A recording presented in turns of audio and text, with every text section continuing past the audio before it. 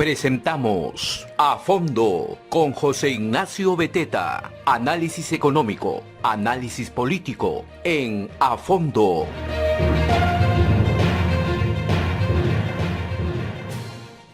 Muy buenos días, soy José Ignacio Beteta, ¿cómo están? Esto es A Fondo, gracias a la red de comunicación regional, un día más, cada vez más cerca del mensaje presidencial de 28 de julio, ya con un congreso configurado, con una mesa directiva que ya tiene presidenta, que es la señora María del Carmen Alba, congresista por Acción Popular. Una congresista además que fue candidata a la vicepresidencia en una lista que formó Acción Popular junto a Alfredo Barnechea en las presidenciales, digamos, ¿no? En las primarias, vamos a llamarlo así, presidenciales de Acción Popular. Luego la lista de Barnechea salió, se quedó solamente la lista de Johnny Liscano y por lo tanto María del Carmen Alba no pudo postular a la vicepresidencia con Barnechea. Sin embargo, ella ha trabajado como asesora de varios ministerios, asesoras legales, abogada, y definitivamente experiencia en gestión pública tiene. La conocemos además, esa experiencia directamente. ¿Cómo le irá a la señora María del Carmen Alba? Definitivamente su lista no es una lista de oposición radical, no es la lista más, digamos, confrontacional, más contraria a la lista de Perú Libre. Justamente lo que han hecho en el Congreso, con el apoyo de Fuerza Popular, Alianza para el Progreso, Avanza País, Renovación, Victoria Nacional de Forsyth, Podemos, Perú también, ha sido generar una lista de centro, una lista de consenso, es decir, una lista en la cual no se estaba ni muy a la derecha, como Renovación Popular, ni muy a la izquierda, como Perú Libre, Juntos por el Perú, y ahora a este grupito de Juntos por el Perú y Perú Libre se ha sumado el Partido Morado, con 3 representantes limeños, y Somos Perú, el partido en el que postuló como presidente Salaverry, como congresista Martín Vizcarra. Salaverry y Vizcarra, digamos, criticados, cuestionados, por haber mantenido una postura, digamos, pues, muy muy mercenaria, vamos a llamarlo así, ¿no? Trepándose al poder cada vez que podían de un lado para otro. Y el señor Vizcarra, pues, inhabilitado por 10 años, en principio, para poder ejercer un cargo público y enfrentando investigaciones sumamente graves por hechos de corrupción que arrastra desde bastantes años atrás, pero además también por los escandalosos eventos del Vacuna Gate. Así que este grupo de Perú Libre, Juntos por el Perú, y ahora, aparecer el Partido Morado y Somos Perú, que se han trepado a la cola del oficialismo para tener poder, para estar ahí, digamos, metidos con Castillo e increíblemente con el Partido Perú Libre de Cerrón, es un poco el grupo de izquierda, en el Congreso, que tiene 48, 50 votos aproximadamente, y hacia la centro derecha estarían pues Acción Popular y todos los demás partidos, Avanza País, Alianza para el Progreso, Renovación Popular, Fuerza Popular. Es un Congreso, por lo tanto, que si bien es cierto está fragmentado, se puede decir que hay aproximadamente 65, 70 votos que van a estar siempre un poco en oposición, o sea, en vigilancia, en alerta a lo que pueda hacer el Poder Ejecutivo y la bancada de Perú Libre, lo cual es muy importante, porque teniendo las características que tiene el señor Castillo, teniendo el pasado que tiene, teniendo el entorno que tiene, teniendo la incapacidad para generar incluso consensos en su propio partido, teniendo la incapacidad para poder convocar a un equipo técnico medianamente decente, teniendo todas estas debilidades, era muy importante que el Congreso tuviera un bloque sólido que se le plantara enfrente, y parece que este bloque,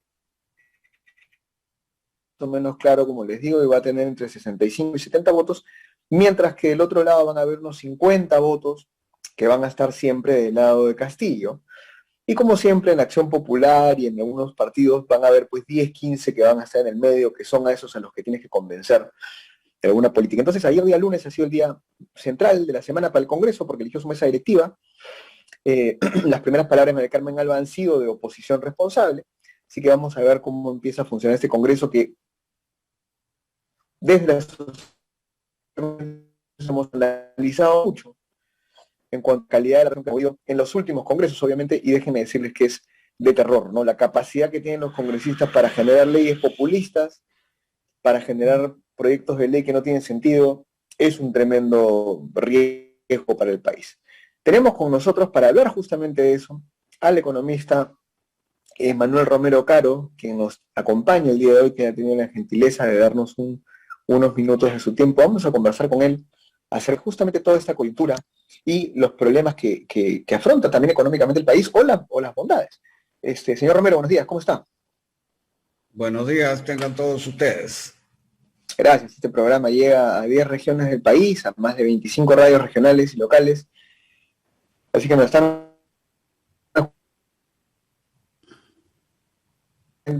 ¿Aló? del país. Primera pregunta más dura, de acuerdo a la introducción. ¿Cómo ve usted la configuración del Congreso? ¿Qué piensa usted del Congreso?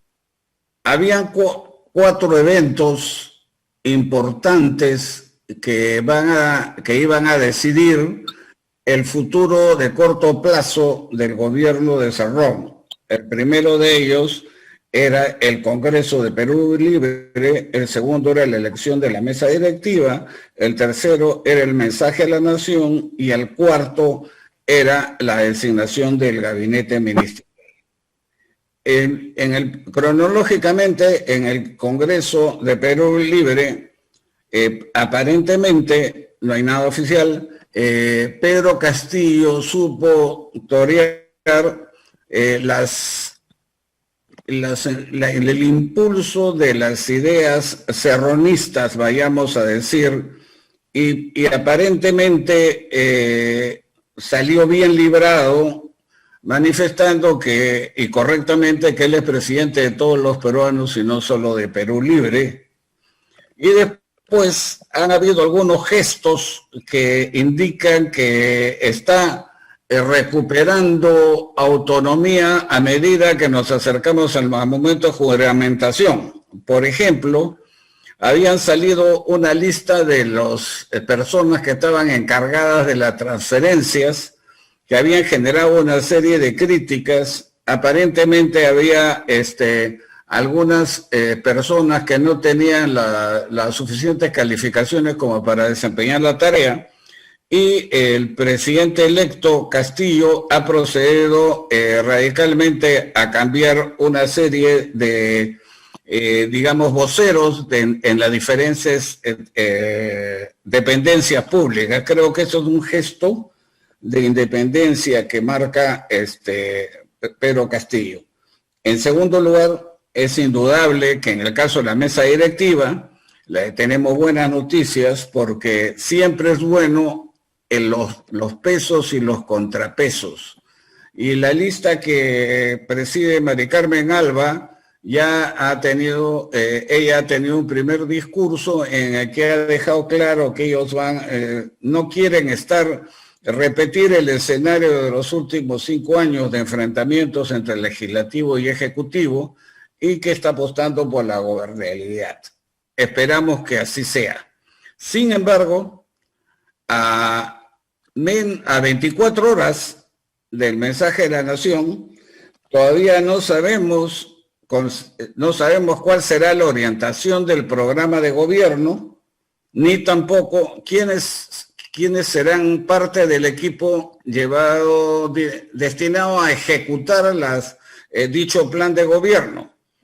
Y como han habido tantas marchas y contramarchas, tantos enfrentamientos, la población está muy ansiosa de ver cuál es la definición de una vez por todas, si se va a seguir el plan del Bicentenario que está coordinado por Pedro Franque, o se va a regresar a los 14 preceptos económicos arcaicos, en mi manera de ver, de Vladimir Cerrón. Esa definición es indispensable para calmar las expectativas de la ciudadanía. De acuerdo, muy buen resumen, digamos, el Congreso de Perú Libre, la mesa directiva, el mensaje de 28, la elección del gabinete. En cuanto a la elección del gabinete, como usted bien dice, no hay ninguna señal, es una debilidad.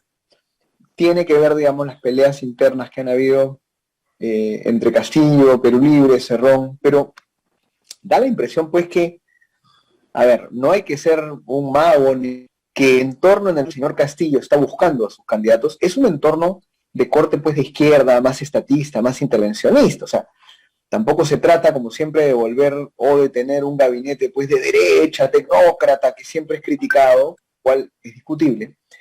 Pero cuando uno ve las listas que van corriendo por ahí, digamos, ¿no? Y que a veces tienen algo de verdad y algo de mentira, se da cuenta, pues, de que está buscando candidatos que son más personas allegadas al partido, políticos que no tienen experiencia, que no tienen el nivel incluso. Esto es muy peligroso porque sectorialmente la economía da respuestas. Tú generas confianza, no generas confianza. ¿Cómo ve usted este tema del gabinete? Fíjese usted, Pedro Castillo, durante toda la primera vuelta y la primera parte de la segunda, hasta el debate en Chota, estuvo defendiendo las ideas, el ideario de Vladimir Cerrón. Sin embargo, luego del debate de Chota y el debate técnico, en que ambos perdieron, giró y se acercó al grupo de técnicos de Juntos por el Perú, y ahí es donde nomina como coordinador económico a Pedro Franque, preocupado porque ante la senda que estaba tomando el programa de gobierno, el dólar se había disparado. Entonces, cuando se dispara el dólar, afecta a la canasta popular, protestas populares. Entonces, Pedro Franque tuvo la iniciativa de reunirse con una serie de inversionistas, empresarios nacionales, extranjeros, un poco para calmar las expectativas, y tuvieron la buena idea de anunciar que le pedirían a Julio Velarde, presidente del BCR, que permaneciera por un periodo más. Todos sabemos que no es posible que Velarde continúe un periodo más porque él no es presidente ejecutivo, él es presidente del directorio, primus inter pares, y hay 7 directores, de los cuales 4 nombra el ejecutivo, 3 el legislativo, y ya él ha pasado durante la época Richard Webb una experiencia negativa de lo que es vivir con un presidente del BCR que tiene la mayoría de los directores en contra. Sin embargo, creo que lo que va a pasar es que le van a pedir que se quede algunos meses para afrontar sobre todo la primera etapa de este gobierno y tranquilizar las expectativas. Creo que esa es una iniciativa que ojalá que la acepte Velarde porque daría mucha tranquilidad. Asimismo, Franque ha anunciado que le ha pedido a la superintendente de bancos, Socorro Heisen, que se quede al frente de la superintendencia de bancas, seguros, AFPs por unos meses para poder tener también, para poder asegurar la continuidad y la estabilidad del sistema financiero, porque ese es el peligro de que pudiera venir una crisis, después de la crisis económica, una financiera. Y creo que Socorro Heisen lo ha estado haciendo muy bien. Y si se pudiera quedar otro periodo, o cuando menos unos meses, sería un acierto. Pero de nuevo, mientras que Cerrón apunta en esa dirección, mientras que Franque apunta en esa dirección, Cerrón apunta en el sistema, en la dirección contraria, y dice pues de que no deben haber planillas doradas, que los sueldos muy elevados, etcétera, etcétera. Fíjese usted, ya hemos pasado por ese tipo de experiencias negativas en el caso del segundo gobierno del doctor Alan García, en que se rebajó el sueldo y como nadie puede ganar más que el presidente, originó una fuga de personal, de burócratas muy calificados, especialmente en el caso de las reguladoras. Y ya sabemos qué es lo que sucede cuando los técnicos calificados abandonan el sector público.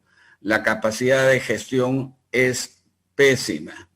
Entonces, este posicionamiento y este enfrentamiento que todavía continúa entre, Franque y Cerrón se tiene que dilucidar y esto se va a hacer seguramente, se espera, en el mensaje de la Nación y en función de la orientación que tome vienen las personas que integrarían el gabinete, porque muchas veces, a veces uno puede decir, va a tener tal orientación el programa, pero las personas encargadas de ejecutarlo pueden no estar calificadas. Lo que sucede, pues, es de que ha habido, y no era ninguna novedad, pero la pandemia ha desnudado los desequilibrios estructurales en el sector público. Y estos se van a acentuar si es que entramos por la senda del retorno y el fracaso comprobado de crear más empresas públicas. Hoy día se publica una encuesta nacional de Datum en la que dice que el 60% de los encuestados creen que el Estado debe limitarse a brindar mejores servicios a los peruanos. Y opina en contra de las empresas públicas, obviamente, ¿no? Y acá de nuevo estamos en el tema de Cerrón versus Frank. Entonces creo que si el presidente Castillo de una buena vez define cuál va a ser la orientación del programa, podría impactar de una manera positiva, pero siempre, claro, una cosa es los enunciados y otra cosa es la ejecución. Y lo hemos visto en la pandemia.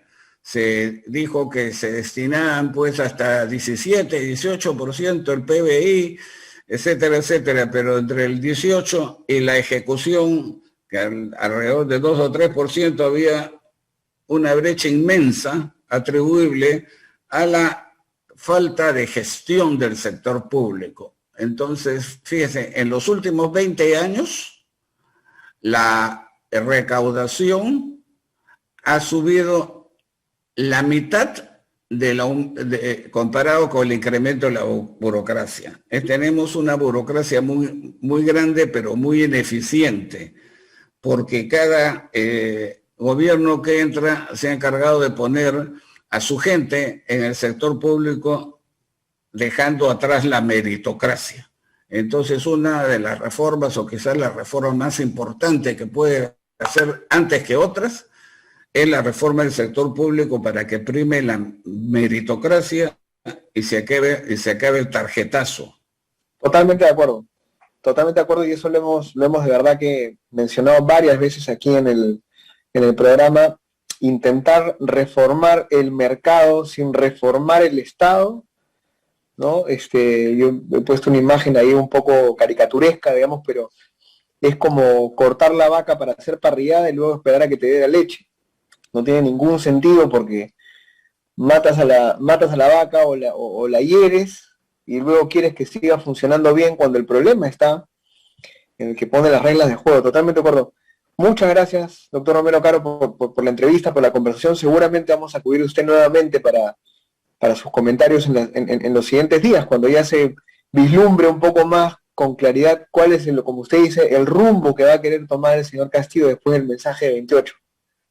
Bien, muchísimas gracias y les deseo unas felices fiestas a ustedes y a toda la audiencia regional que nos debe estar escuchando, y esperemos que esperemos que nos traiga lo mejor el mensaje de la Nación y podamos de una vez dejar de lado las diferencias y dedicarnos a lo que es más importante, tratar de combatir los problemas de corto plazo como la salud, como la reactivación, y no perder tiempo en cosas que nos van a conducir a una división, como es el caso de la Asamblea Constituyente. Buenos días. Buenos días, gracias, doctor. Ha sido el economista, el doctor Manuel Romero Caro, una entrevista, una conversación muy, muy clara, clarísima, digamos. La mesa directiva, el gabinete, el Congreso de Perú Libre y el mensaje de 28 de julio. La mesa directiva ya es una mesa de oposición, por lo menos una oposición responsable al parecer.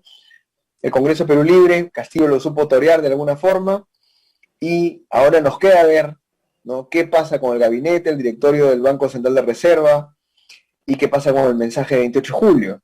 ¿No? El 50%, digamos, de estos 4 eventos que el doctor Manuel Romero Caro plantea como importantes, de alguna forma han aguantado esta agenda radical de Castillo, la han puesto un poco en stop, ¿no? En stand-by, como se dice, pero yo tengo la sensación de que el mensaje de 28 de julio y el gabinete no van a dar la talla. Porque así es esto es lo que tenemos. El presidente Castillo no es un presidente preparado para ser el gestor, el gobernante de un país como el nuestro, que tiene tantas complejidades, que tiene tantos recursos además. Un presupuesto muy grande. Pero bueno, antes de terminar el programa, hoy día, martes, como siempre, tenemos la sección Entérate Perú a cargo del proyecto La Tribu. Y tenemos con nosotros otra vez a Lucero Martínez, nuestra especialista del proyecto La Tribu. Lucero, ¿cómo estás? Buenos días. Hola José Ignacio, buenos días. ¿Qué tal? Cuéntanos, ¿cuáles son ¿Se me las escucha bien? reflexiones para hoy? Sí, se te escucha bien. Sí.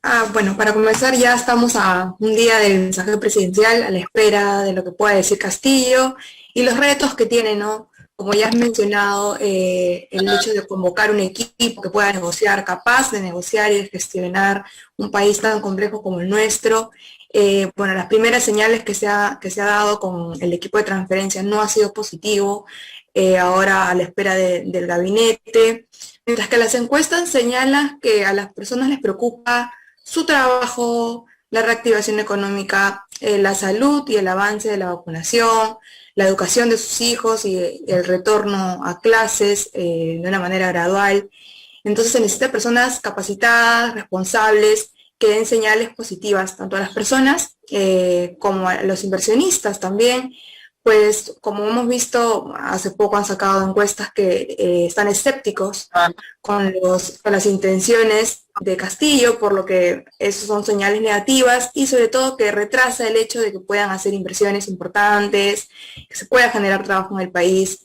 Entonces, nada, a la espera del mensaje, como dices tú también, la primera señal es que no va a dar la talla. Esperemos que el equipo, que ha dicho que después de que dé su mensaje lo va a convocar o lo va a dar a conocer, esperemos que sí dé la talla y que sobre todo sea capaz de generar conversación para poder gestionar esta crisis tanto económica como sanitaria que estamos viviendo, ¿no? De acuerdo. Cuéntanos un poco justamente con respecto a reactivación y vacunación. Otra vez, ¿cómo van las cosas? Las cosas van avanzando, si bien es cierto, hemos señalado que el ritmo de vacunación es positivo, o sea, vamos bien con el vacunatón y todo, sin embargo, seguimos siendo pues el país que está por debajo del promedio, ¿no? Y esto por un tema de que se empezó tarde, las vacunas llegaron este año, entonces, si nos comparamos en macro, seguimos teniendo pues los indicadores más bajos de la población vacunada, apenas la tercera parte, si no me equivoco. Y en cuanto al tema de reactivación, todavía hay sectores muy golpeados que recién empezaron este año. Entonces, recién han empezado, por ejemplo, los eventos, el tema de la industria, de entretenimiento, han empezado poco a poco recién. Entonces, para ellos sería totalmente negativo y fulminante el hecho de que se vuelvan a cerrar las actividades si es que no se avanza bien con la vacunación. Y ahora, las señales o la necesidad de un ministro de salud que pueda tomar las cosas y las riendas y seguir por lo menos con el ritmo que hemos estado, ¿no? Que no ha sido lo que vemos hasta el momento, porque vemos declaraciones de uno, de otro, que ni siquiera están claras de cuándo van a llegar las vacunas, de si el proceso va a seguir siendo el mismo. Entonces, bueno, dicen que hay que darle tiempo.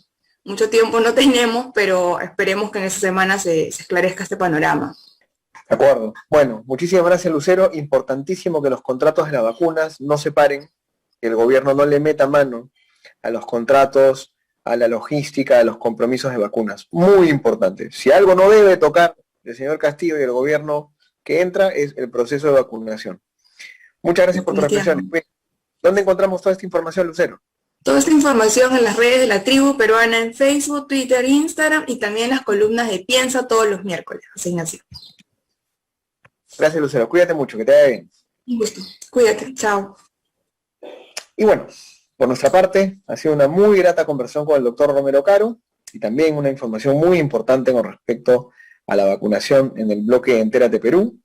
Vamos a esperar con vigilancia, con actitud crítica, con un estado de alerta, no solamente el mensaje de Castillo, ojo, no solamente qué hace Cerrón. El problema del Perú no es una persona.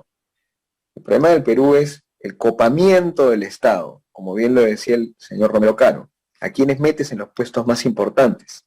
¿A qué amigos pones en los cargos de confianza? Si vamos a poner en cargos de confianza a sindicalistas, a grupos ilegales, a grupos informales, a grupos vinculados a la mafia de los dinámicos del centro, a gente que no cree en la inversión privada, que no cree en la empresa, en el emprendimiento, el pueblo va a ser engañado y ustedes tienen que entender esto. Engañar al pueblo diciéndole que se le va a robar la plata a los ricos para dársela a los pobres. Engañar al pueblo diciéndole que se van a dar las casas de los ricos, que se les van a entregar las casas. Engañar al pueblo diciendo que los ronderos van a encargarse de la seguridad de las ciudades. Engañar al pueblo diciéndole que los sindicatos van a formar parte de la Asamblea Constituyente. ¿Ustedes no creen que toda esta gente también busca poder? ¿Ustedes no creen que todos estos grupos, estas mafias, esos sindicatos, esos ilegales, no hacen todo esto por poder? ¿Ustedes creen de verdad que se preocupan por el pueblo? ¿Sí? ¿Ustedes creen que este Estado que se roba la plata, que la malgasta, que la devuelve porque no sabe hacer proyectos, obras, ahora sí va a funcionar bien porque entró la izquierda, porque entraron los socialistas? Tienen que preguntarse quién los está engañando ahora. Porque eso de pensar que los ideales, digamos, y los discursos bonitos con respecto a los pobres y la pobreza y los ricos que son malos y las empresas transnacionales que son malas, todos esos discursos, pues, lo único que esconden es una narrativa para llegar al poder, son excusas para llegar al poder. Y ustedes no se deben creer esos cuentos, queridos amigos, por más que ustedes le estén pasando mal, por más que ustedes quieran, digamos, tener un mejor futuro. El mejor futuro se consigue con trabajo, ¿no? El mejor futuro se consigue con inversión, con estudios para sus hijos, con buenas universidades públicas, con agua, con buenos hospitales, con buenos colegios. Y ahí están los impuestos que pagan los contribuyentes. Entonces, no se dejen engañar, tengamos una actitud crítica frente a este gobierno que entra y nada de estar generando envidias, división y creerles a aquellos que les hablan de los ricos, las empresas grandes son las culpables de la pobreza. La culpable de la pobreza es la pésima gestión del Estado y al Estado hay que vigilar. Muchas gracias y nos vemos mañana otra vez. Soy José Ignacio Beteta de la Asociación de Contribuyentes del Perú. Cuídense, que le vaya bien. Nos vemos mañana en A Fondo. Hemos presentado A Fondo con José Ignacio Beteta.